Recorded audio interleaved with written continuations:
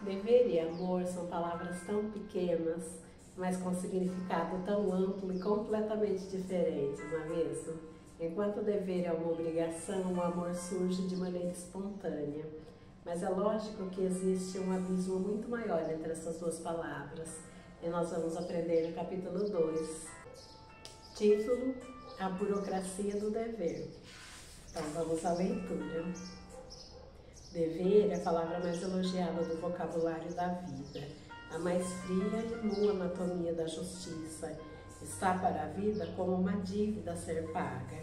Já o amor vê a existência como uma conta a ser cobrada. Dever é sempre passar por avaliações. Amar é constantemente receber recompensas. Dever é obrigação, não há como fugir dele. O amor é espontâneo, ele surge.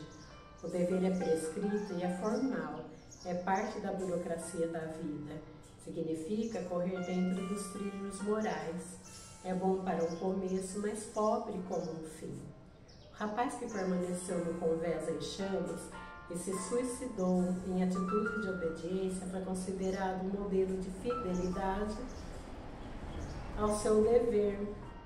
Isso é um poema que se chama Casa Bianca, de 1826, onde um menino que não abandonou o convés em chamas porque ficou aguardando a ordem do pai, que estava inconsciente e não ouviu o chamado do filho. Ele foi vítima da obediência cega, a burocracia do dever, colocou toda a responsabilidade por seus atos em outra pessoa, aguardava por instruções em um momento de emergência, quando devia ter agido por conta própria. Seu ato foi um sacrifício vazio, uma vida humana jogada fora, sem benefício ao seu pai, ele mesmo, ao navio ou à nação. O capitão que submerge com sua embarcação após ter feito tudo que estava ao seu alcance para salvar os outros, quando poderia salvar a própria vida sem desonra, é vítima de um falso senso de dever. Está se esquecendo de seus entes queridos na terra.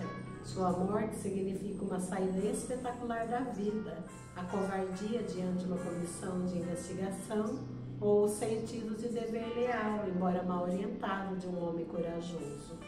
Uma vida humana com suas imensas possibilidades é demasiado sagrada para ser atirada para a eternidade. Contam-nos a respeito da sublime nobreza da sentinela de Pompeia, cujo esqueleto foi encontrado séculos depois, encrustado na lava, outrora derretida, que caíra sobre a cidade condenada.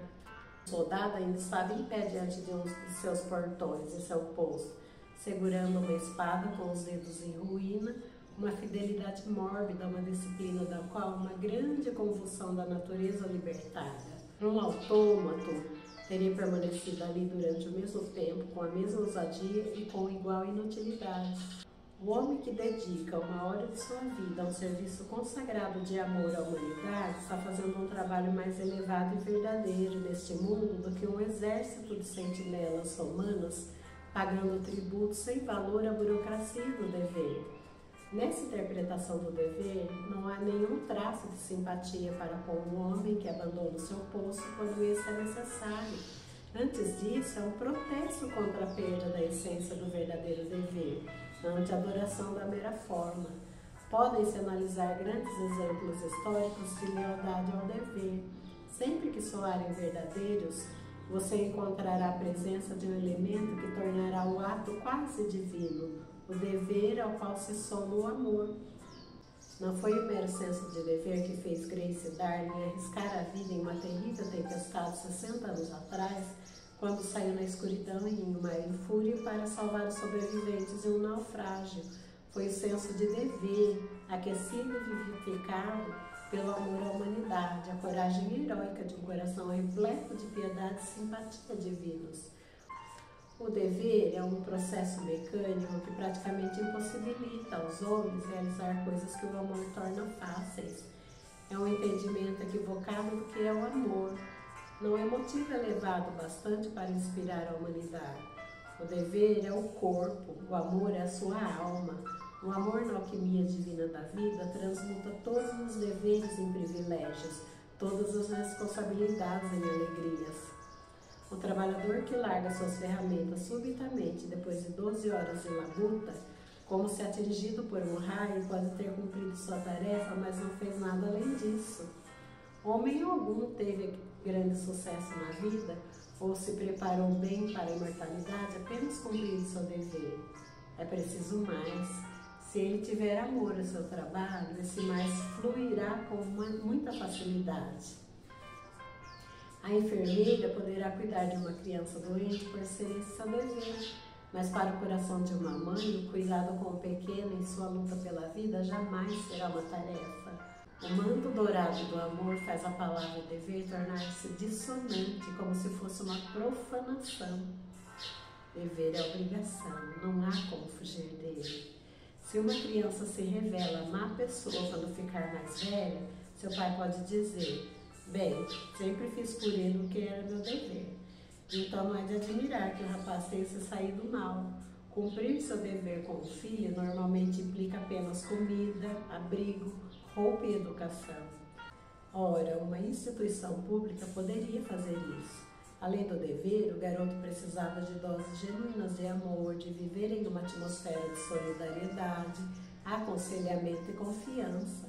Os pais deveriam ser sempre um refúgio infalível, uma fonte constante de inspiração, não uma simples despensa, ou hotel, ou guarda-roupa, ou escola que possa suprir tais necessidades gratuitamente.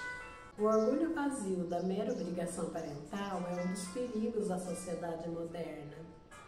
O cristianismo se destaca entre as religiões por ser embasado no amor, não no dever, porque sintetiza todos os deveres em uma só palavra, amor.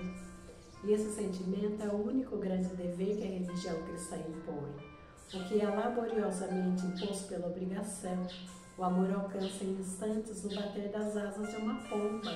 O dever não é perdido, condenado ou destruído no cristianismo, mas dignificado, purificado, exaltado. Toda a sua rigidez se torna mais leve através de um sentido maior, o amor. O exemplo supremo de generosidade na história mundial não é a adoção de milhões por alguém notável, mas a contribuição modesta de uma viúva anônima. Atrás da parábola da viúva pobre, essa parábola foi dita por Jesus no final do seu ministério. Então a viúva doou ao templo 2 moedas de um valor insignificante, mas era tudo o que ela possuía. A sua oferenda agradou a Jesus porque ela tinha confiança na bênção de Deus. Agora outros doavam grandes quantias porque essas não lhe fariam falta, mas não tinham fé, o que esvaía o valor de sua oferta. Então, assim, trocando em miúdos, a viúva deu tudo o que ela tinha, que era nada, mas ela tinha fé de que Deus ia suprir as necessidades dela, enquanto os outros davam aquilo que estava sobrando para eles, não fazia diferença nenhuma. Então, eles não precisavam ter fé na providência de Deus. Atrás da parábola da viúva pobre está o senso de plenitude, liberdade e partilha, de um coração repleto de paixão, não de dever. Na Bíblia, a palavra dever é mencionada 5 vezes, já a palavra amor, centenas. Na batalha para vencer aquela fraqueza de nossa composição mental ou moral, no restabelecimento de nossas forças, na revelação mais elevada e verdadeira com o nosso íntimo e com o mundo, que o amor seja a nossa palavra de ordem, não o dever. Se desejamos viver uma existência de verdade e honestidade, tornar nossa palavra forte, não esperemos nos manter na estreita linha de virtude sob o chicote constante do dever. Comecemos a amar a verdade, a preencher a mente e a vida com luz clara e precisa da sinceridade. Apreciemos a verdade fortemente para que ela se desenvolva dentro de nós, sem esforço constante, sempre se indignando com a mentira. Se quisermos fazer o bem para o mundo, comecemos amando a humanidade, para assim afinar com precisão a grande nota dominante que soa em cada mortal, apesar de tantas discórdias da vida. O grande laço natural da humanidade que transforma todos os homens em irmãos. Então o ciúme, a malícia, a inveja, palavras indelicadas, os juízos equivocados, cruéis, serão eclipsados e dissipados diante dos raios de sol do amor. O grande triunfo do século não foi o incrível progresso das invenções, como os avanços na educação, conquistas de regiões obscuras do mundo, a difusão de um modo de pensar mais elevado por toda a Terra, ou o maravilhoso aumento do conforto material e da riqueza. A maior conquista do século não foi nenhuma dessas conquistas, mas sim a atmosfera de paz a cobrir as nações, a aproximação cada vez maior dos povos da Terra. A paz é apenas o sopro, o perfume, a vida de amor. O amor é o anjo da vida que lança para longe do caminho, do dever, todas as pedras da tristeza e do sofrimento. Capítulo belíssimo, né? Então, trocando em miúdos, todos nós temos deveres. Mas a partir do momento que você cumpre esse dever com amor, ele deixa de ser um dever. Outra coisa importante é você escolher em quais momentos o seu dever realmente deve deixar de ser cumprido. Nós precisamos ter uma dose de equilíbrio e uma dose de bom senso sempre. Agora, uma coisa é certa, o amor sempre deve estar envolvido em todos os nossos atos. Quer na criação de filhos, quer cuidando dos nossos animais, quer executando uma tarefa, o nosso trabalho. Quando você trabalha com amor, seu trabalho deixa de ser chato, deixa de ser tortuoso muitas vezes. Tenho certeza que além de você se blindar contra a negatividade, você ainda vai se encher de amor e de alegria em sua vida, certo?